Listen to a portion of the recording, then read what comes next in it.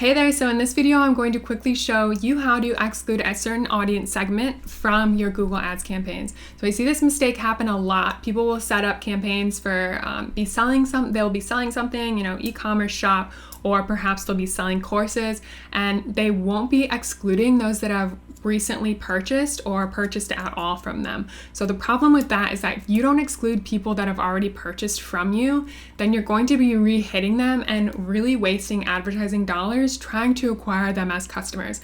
Once you have customers, you should be hitting them, or rather reaching out to them with the free resources, right? So if you've got them in one of your Facebook groups, if you have their email address, these are really more cost-effective ways to reach out to your current audience to get them to re-engage, or to potentially upsell them to a next process, right?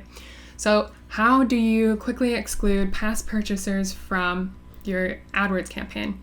So if you want to go ahead and click into whatever campaign in question, and I'm just in the ads.google.com. This is the old experience, so your view might look a little bit different. However you get to the campaign, you can use the left navigation as well. You'll go ahead and then go into the audiences, and there should be, if you scroll all the way down to the bottom, there should be an exclusions, and then you can edit the exclusions if you're adding a new one, and then you want to exclude at the campaign level.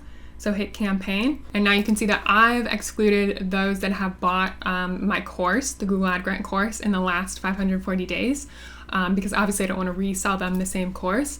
But if you, whatever it is that you're selling, you want to make sure that you exclude them. And these audience segments are coming straight from Google Analytics 4. So I'm going to go ahead and link the video right up above here that'll show you how to send your audience segments from GA4 to Google AdWords after you've linked the properties. So go ahead and follow the link right above here if you don't know how to send audiences from GA4 to Google AdWords.